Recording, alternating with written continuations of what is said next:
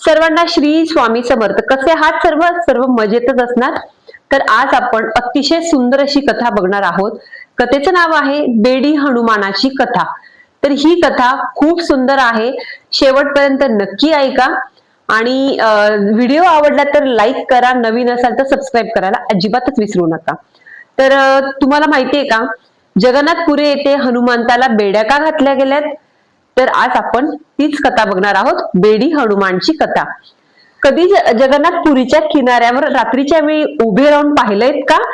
नसेल तर तिथे गेल्यावर नक्की अनुभव करा की काळोखात तो अथांग पसरलेला समुद्र जेव्हा खळवळून किनाऱ्याकडे प्रचंड वेगाने येतो तेव्हा छातीत धडकी भरते. त्याच्या लाटांचा तो रौद्र आवाज ऐकला की वाटतं आता हा सागर सगळं शहरच गिळकृत करणार. पण गंमत म्हणजे या उसळत्या समुद्रापासून हाकेच्या अंतरावर असलेली पुरी मात्र रात्री शांत झोपलेली असते. इथल्या मातीत एक असं रहस्य दडले ज्यावर सहसा कुणाचाही विश्वास बसणार नाही. आपण नेहमी ऐकतो की देव भक्तांना संकटाच्या बेड्यांमधून मुक्त करतो, पण याच किनाऱ्यावर एक असं दृश्य पाहायला मिळतं जे मन सुन्न करून सोडतं. ज्या मारुती रायाने एका उडीत अथांग समुद्र ओलांडला, जो संकटमोचक आहे, तोच देव इथे पायात जाडजूड साखळदंड आणि बेड्यांमध्ये अडकून उभा आहे. ज्याच्या नावाने मृत्यूही थरकाप कापतो, त्याला जिथे बेड्या का ठोकल्या असतील? या प्रश्नाचं उत्तर एका अशा काळाला भिडणाऱ्या कथेत दडलं आहे, जिथे देव आणि भक्ताचे एक अत्यंत हळवं आणि गुंतागुंतीचं नातं उलगडतंय. शेकडो वर्षापूर्वीची ही गोष्ट आहे. भगवान जगन्नाथ, बलभद्र आणि सुभद्रा जेव्हा पुरीच्या या पवित्र भूमीत विराजमान झाले, तेव्हा सगळीकडे भक्तीचं आणि आनंदाचं उधाण आलं. पण या आनंदात एकच मोठं विघ्न होतं. ते विघ्न म्हणजे साक्षात समुद्रदेव. आता पुराणानुसार समुद्र हा माता लक्ष्मीचा पिता, म्हणजे भगवान जगन्नाथांचे सासरे. आपल्या लाडक्या लेकीला आणि जवायाला भेटण्याची त्यांना इतकी ओढ लागायची की ते प्रेमाच्या भरात वेगाने किनाऱ्याकडे धाव घ्यायचे. पण समुद्राचे अथांग प्रेम पुरीच्या लोकांसाठी मात्र मृत्यूचं संकट ठरत होतं. समुद्राच्या मोठ्या लाटा थेट गावात घुसायच्या, लोकांची घरं उद्ध्वस्त व्हायची आणि सगळीकडे एकच अकांत सुरू व्हायचा. आपल्या प्रजेचे हे हाल भगवान जगन्नाथांना बघवले नाही. त्यांनी लगेच डोळे मिटले आणि आपला सर्वात लाडका भक्त मारुती रायाचा धावा केला.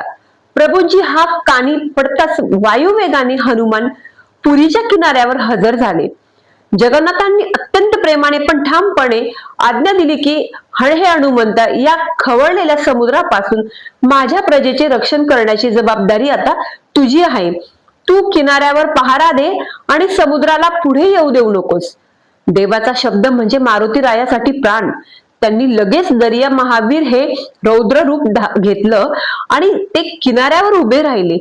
हनुमानाचे उग्र रूप पाहून समुद्राची ही पाचावर धारण बसली आणि तो निमूटपणे मागे सरकला. सगळं काही सुरळीत होतं, पण हनुमानांचं प्रभू श्रीराम आणि जगन्नाथांवर एवढं अथांग प्रेम होतं की त्यांच्या दर्शनाविना त्यांना एक क्षणही करमत नसे. रात्रीच्या वेळी जेव्हा मंदिरातून आरतीचे सूर, शंखध्वनी आणि टाळ मृदुगांचा गजर वाऱ्यासोबत किनाऱ्यापर्यंत यायचा, तेव्हा पहारा देणाऱ्या हनुमानाचं मन खूप व्याकुळ व्हायचं. ते देहभान विसरून जायचे. प्रभूच्या सावळ्या रूपाची त्यांना इतकी भुरळ पडायची आणि मंदिरातल्या त्या गोड प्रसादाची, विशेषतः लाडूंची त्यांना खूप आठवण यायची. याच प्रेमापोटी मारुती राया स्वतःच कर्तव्य विसरायचे आणि पहारा सोडून थेट मंदिरात देवाच्या दर्शनासाठी धाव घ्यायचे. पण हनुमान किनाऱ्यावरून थोडे जरी दूर गेले की तो चतुर समुद्र पुन्हा संधी साधायचा. तो उग्र रूप घ्यायचा आणि पुन्हा गावात पाणी घुसायचं. हा लपाछपीचा खेळ अनेकदा झाला. अखेर भक्तांच्या रक्षणार्थ प्रभू जगन्नाथांनी हनुमानाला आपल्या समोर बोलावलं. त्या दिवशी देव आणि भक्तांमध्ये झालेला संवाद कोणाच्याही डोळ्यात पाणी आणेल असा होता. प्रभू विचारू लागले की मारुती, तू मला दिलेला शब्द का मोडतोस? तू गेल्यावर समुद्र पुन्हा माझ्या भक्तांना त्रास देतोय. हे ऐकताच मारुती रायाचे डोळे पाणावले. अत्यंत कातर आवाजात ते म्हणाले की प्रभू, यात माझा तरी काय दोष? तुमचे ते आरतीचे सूर कानावर पडले की माझे मन माझ्यापाशी राहतच नाही आणि पावलं आपोआपच तुमच्याकडे वळतात. मला तुमच्या दर्शनाविना चैनच पडत नाही. आणि तुमचा तो गोड प्रसाद मला सतत खुणावतो. मी पहारा द्यायचा प्रयत्न करतो, पण माझं लक्ष फक्त तुमच्या चरणापाशीच अडकलेलं असतं. भक्तांचे हे साधे आणि खरे बोल ऐकून जगन्नाथांचाही कंठ दाटून आला. पण शेवटी जगाचा पालनहार म्हणून त्यांना प्रजेचे रक्षण करायचंच होतं आणि कर्तव्यापुढे प्रेमाला कठोर व्हावंच लागतं. प्रभू जगन्नाथांनी एक असा निर्णय घेतला जो वरवर अत्यंत कठोर वाटतो, पण त्यामागे देवाची भक्ताप्रती असलेली एक अनोखी माया दडली होती. त्यांनी चक्क सोन्याच्या बेड्या मागवल्या आणि स्वतःच्या हातांनी त्या हनुमानाच्या पायात आणि हातात अडकवल्या. हनुमानाला किनाऱ्यावर कायमचं बांधून ठेवण्यात आलं. पण आश्चर्याची गोष्ट म्हणजे मारुती रायाच्या चेहऱ्यावर दुःखाचा लवलेशही नव्हता. उलट त्यांच्या ओठावर एक तृप्त हास्य होतं, कारण त्यांना ठाऊक होतं की या बेड्या म्हणजे शिक्षा नसून साक्षात देवाने घातलेला प्रेमाचा पाश आहे. जगन्नाथांनी हनुमानाच्या पाठीवरून प्रेमाने हात फिरवत वचन दिलं की माझ्या लाडक्या भक्ता, यापुढे तुला माझ्या दर्शनासाठी आणि प्रसादासाठी कुठेही येण्याची गरज नाही. माझ्या प्रसादातील पहिला वाटा आणि तुझे आवडते लाडू मी रोज स्वतः इथे तुझ्यासाठी पाठवून देईन. फक्त तू इथून हलू नकोस. तेव्हापासून आज शेकडो वर्षे उलटून गेली, पण पुरीच्या किनाऱ्यावर हे बेडी हनुमान त्याच साखळदंडामध्ये अत्यंत शांतपणे उभे आहेत. एका हातात गदा आणि दुसऱ्या हातात देवाने दिलेला प्रसादाचा लाडू आहे. आजवर कितीही भयंकर वादळे आली तरी समुद्राने कधीही आपली मर्यादा ओलांडली नाही. तुम्ही कधी जगन्नाथपुरीला गेलात आणि मंदिराच्या मुख्य दरवाजाजवळ म्हणजेच सिंहद्वाराजवळ उभे राहिलात तर एक अंगावर काटा आणणारा चमत्कार अनुभवायला मिळतो. सिंहद्वाराजवळ बाहेर असेपर्यंत समुद्राचा तो भयंकर आवाज घुमत असतो, पण तुम्ही जसं मंदिराच्या आत पाऊल टाकतात तसा तो आवाज एकदम शून्यावर येतो. तिथे फक्त एक दैवी शांतता असते.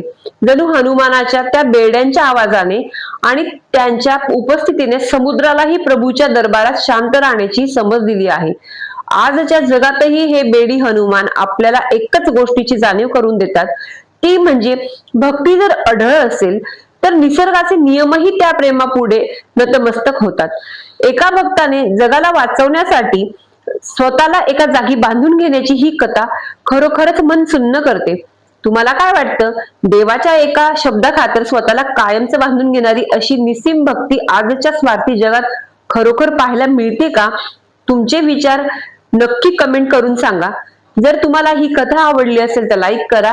चॅनलवर नवीन असाल तर सबस्क्राईब करायला अजिबातच विसरू नका. भेटूयात अशा छानशा कथेसोबत. तोपर्यंत नमस्कार.